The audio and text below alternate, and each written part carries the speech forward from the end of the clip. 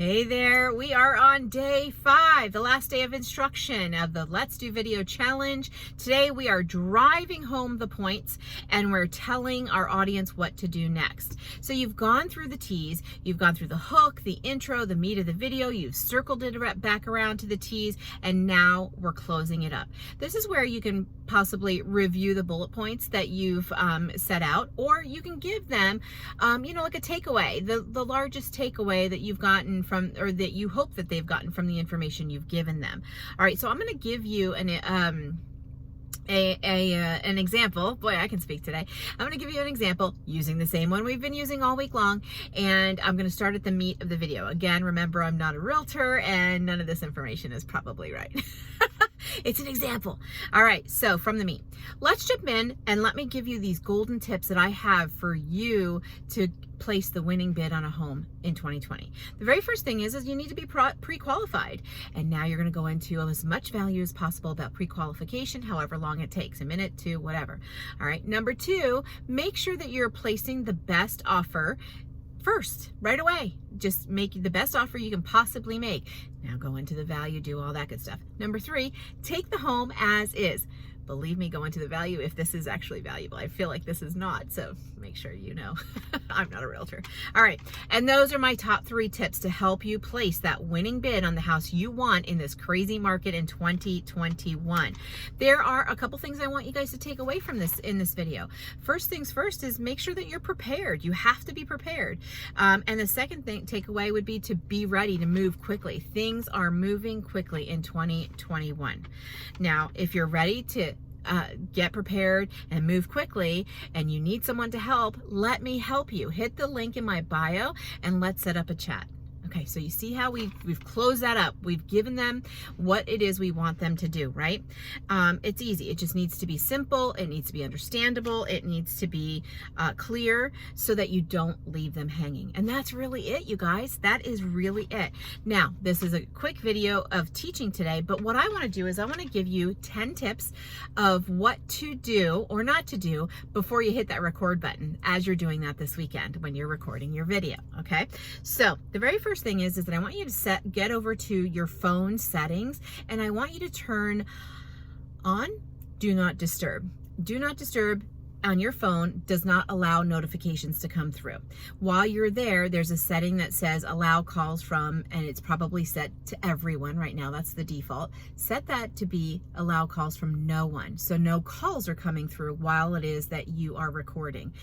While you're at it, silence your phone. And that's usually like the little button on the side of your phone.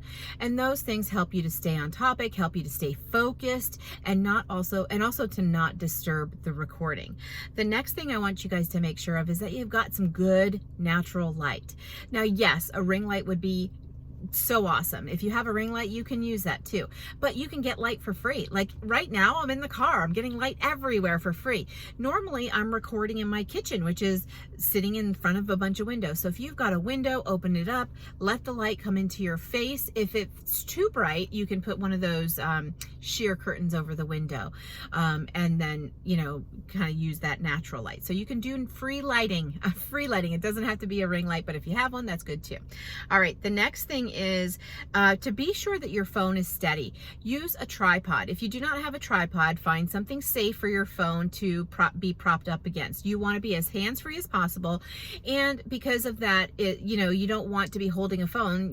What if you're doing a 6-minute video and you start getting shaky, and you can see that in the video. So I would say to you, make sure you're as hands-free as possible for that steady view. All right, the next thing is I don't want you to use vertical video, which is up and down. All right, right now I'm using landscape, it's horizontal. And the reason that you want to, well, I should say, I'll give you some reasons, but let me go ahead and tell you that when you use this horizontal view, you have to be very conscious of looking at the camera. Like I'm looking at myself in the camera right now, which means I'm not looking at you. But now that I'm looking at the camera, I'm looking at you. If you have to put a star at the camera to make sure you're looking in the right place, then do it. Do not be distracted so that your view is not looking at someone else and they'll be like, why aren't you looking at me?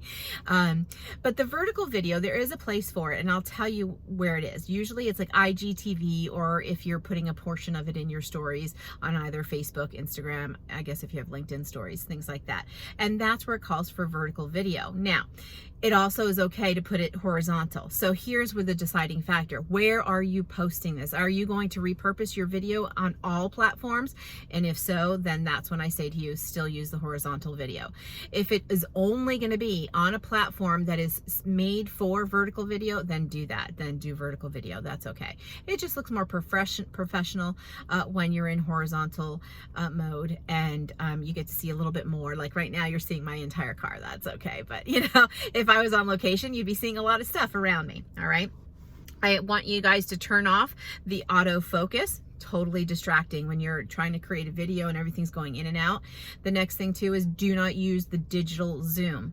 You know, turn that off, because that, well, okay, it's not turn that off actually. You turn off the autofocus. The digital zoom means like if you are standing somewhere and you know, you make your phone zoom into you, then it just gives you a pixelated view, and it's not a good experience, right? So just stand closer to the phone. If you're zooming in on a subject, get closer to the subject. You know, it just really is as simple as that. All right. And then something else I've taught you all week long is using your bullet points. Don't read from a script. Keep in mind your audience's attention span.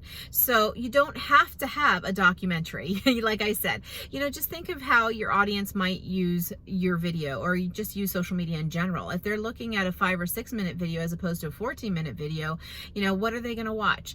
So this is you're going to be able to determine this. You can deliver a ton of information in 5 minutes, but you can also deliver a ton of information in 15 minutes. You know, just make sure there's value in all of it so that they don't feel like they're wasting their time. All right.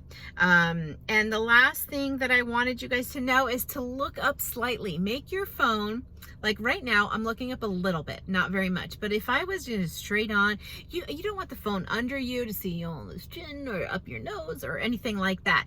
You want to look up slightly. I mean, that's why we take selfies, right? We look up slightly so it all looks good. And also smile, like when you're doing your video. Don't make it look painful. Smile. Make it joyful. So those are it. That is all that's happening today. This is the last day. You now have the weekend to create your video and then submit on Monday. And who's gonna win the free coffee or tea on me? But you guys, my action takers that actually create a video, are actually going to be all winners, because you're going to be creating top performing content for the platforms that you're on, and you will see it. The more consistent you are with it, you will see the growth. All right, done talking. You guys have a great weekend. If you have any questions, just place them in the comment, and I look forward to your videos on Monday. Take care.